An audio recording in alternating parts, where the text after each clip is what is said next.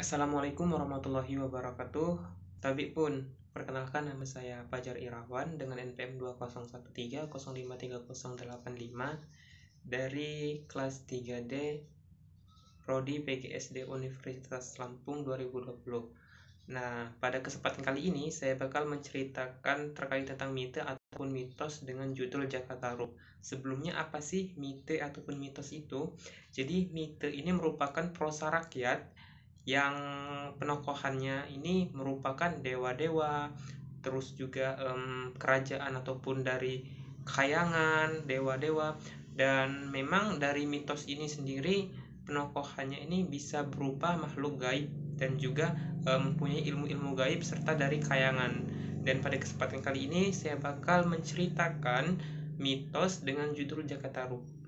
Pada zaman dahulu kala, di sebuah desa tinggallah seorang janda bernama Mbok Randa. Ia tinggal seorang diri karena suaminya sudah lama meninggal. Suatu hari, ia mengangkat seorang anak laki-laki menjadi anaknya. Anak angkatnya diberi nama Jakataru. Jakataru pun tumbuh beranjak dewasa, dan Jakataru pun menjadi pemuda yang sangat tampan, gagah, dan juga baik hati. Ia juga memiliki kesaktian. Setiap hari ia selalu membantu ibunya ke sawah. Karena memiliki wajah yang sangat tampan, banyak gadis-gadis cantik yang ingin menjadi istrinya. Namun, ia belum ingin menikah. Setiap hari, ibunya selalu menyuruh Jakatarup untuk menikah. Namun, lagi-lagi Jakatarup menolak permintaan ibunya. Suatu hari, Mbok Randa jatuh sakit dan hingga akhirnya menghembuskan nafas terakhir kalinya, dan Jakatarup pun bersedih. Sejak kematian Bu Randa tersebut, Jakatarup sering melamun. Kini sawah ladangnya terbengkalai. Ucap Jakatarup, sia-sia saja aku bekerja, untuk siapa hasilnya ini? Demikian ucap Jakatarup yang selalu melamuni ibunya yang telah meninggal. Dan sampai suatu malam, Jakatarup bermimpi memakan daging rusa. Pada saat ia terbangun dari tidurnya, ia pun langsung pergi ke hutan. Dari pagi sampai siang hari ia berjalan, namun ia sama sekali tidak menjumpai rusa. Jangankan rusa, kancil kecil pun tidak ditemuinya. Suatu ketika, ia melewati telaga itu dan secara tidak sengaja melihat para bidadari yang sedang mandi di sana. Di telaga tampak 7 perempuan cantik di tengah bermain air, bercanda bersukaria. Jakatarup sangat terkejut melihat kecantikan mereka. Karena Jakatarup merasa terpikat oleh ketujuh bidadari tersebut, akhirnya ia mengambil salah satu selendangnya. Setelah para bidadari beres mandi, mereka pun berdandan dan siap-siap untuk kembali ke khayangan. Mereka kembali mengenakan selendang masing-masing. Namun salah satu bidadari itu tidak menemukan selendangnya, karena salah satu dari selendang bidadari tersebut telah diambil oleh Jakatarup. Dari keenam kakak bidadari tersebut turut ikut mencari selendang, namun hingga senja tidak ditemukan juga. Karena hari sudah mulai senja, Nawang Wulan pun tinggalkan seorang diri. Kakak-kakaknya kembali ke kayangan, ia pun merasa sedih. Lantas Nawang Wulan pun merasa sedih dan karena ditinggal oleh keenam kakaknya, dan menangis sejadi-jadinya di hutan tersebut. Ketika Nawang Wulan sedang menangis, Jakatarup pun menghampiri. Kamu siapa? Dan kenapa berada di hutan ini? Apakah kamu jin atau lelemut penghuni hutan ini? Tanya Jakatarup kepada Nawang Wulan.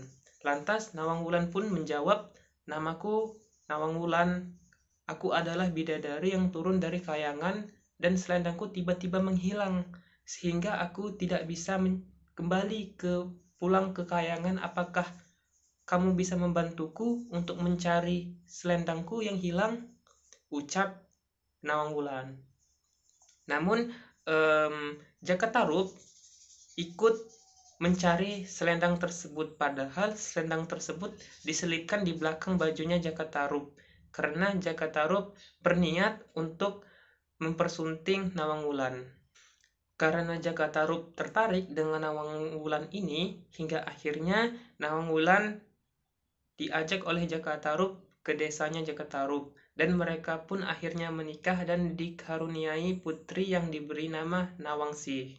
Selama hidup bersama Jaka Tarub selalu heran karena lumbung padinya selalu penuh. Padahal setiap hari Nawang Wulan selalu memasak nasi dari beras lumbung padi tersebut. Suatu hari ketika Nawang Wulan memasak nasi, dia pergi ke sungai dan menitipkan pesan kepada Jaka Tarub untuk menjaga apinya agar tidak terlalu panas ataupun tidak terlalu kecil saat memasak nasi. Nawang Wulan pun juga berpesan untuk tidak membuka tutup nasinya saat memasak. Karena penasaran, secara perlahan Jaka Tarub membuka tutup nasi itu dan terkejut melihat isinya. Jadi, selama ini istriku hanya memasak sebutir beras. Pantas saja beras di lumbungku tidak berkurang. Tapi bagaimana mungkin sebutir beras bisa menghasilkan nasi yang sangat banyak? Ucap Jaka Tarub dengan penuh keheranan. Sementara itu, Nawang Wulan sudah kembali ke sungai dan segera menuju dapur. Tetapi Jaka Tarub sudah tidak ada di sana. Nawang Wulan membuka tutup nasi tersebut dan Nawang Wulan berkata, "Kang Mas Jaka Tarub sudah melanggar perintahku. Mulai sekarang aku tidak bisa memasak nasi dengan sebutir beras lagi," ucap Nawang Wulan. Setelah kejadian itu, Nawang Wulan memasak nasi seperti perempuan pada umumnya, karena dia tidak bisa lagi menggunakan kekuatannya untuk memasak nasi dengan sebutir beras. Suatu hari, ketika sisa beras semakin menipis, Nawang Wulan mengambil sisa-sisa beras di lumbung padi. Tiba-tiba Nawang Wulan menemukan selendangnya. Nawang Wulan yang akhirnya mengetahui selendangnya disembunyikan oleh Jaka Tarub, dan Nawang Wulan sangat marah, dan ia pun segera menemui Jaka Tarub dan mengucapkan, "Kang Mas Jaka Tarub, jadi selama ini kamu yang menyembunyikan selendangku. Cukup sampai di sini hubungan kita, aku tidak bisa lagi hidup bersama laki-laki yang telah menipuku," ucap Nawang Wulan dengan keadaan yang sangat marah.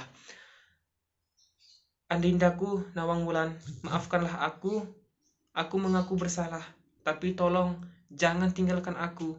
Kasihanilah Nawang Asih, dia masih bayi," ucap Jaka Sembung kepada Nawang Wulan. "Tidak ada lagi maaf untukmu. Buatkanlah danau di belakang rumah dan letakkan Nawang Asih di situ di setiap malam. Aku akan datang untuk menyusuinya dan jangan sekali-kali mengintip," ucap Nawang Wulan. Nawang Wulan dengan selendangnya segera terbang kembali ke kahyangan. Seperti janjinya, setiap malam Nawang Wulan turun untuk menemui anaknya. Demikianlah mitos yang berjudul Jaka Tarub. Dari pesan moral ini kita mendapatkan bahwasannya sebagai seseorang kita harus selalu senantiasa jujur dan selalu menepati janji seseorang. Mungkin cukup dari saya akhiri. Wabillahi taufiq wal hidayah. Wassalamualaikum warahmatullahi wabarakatuh.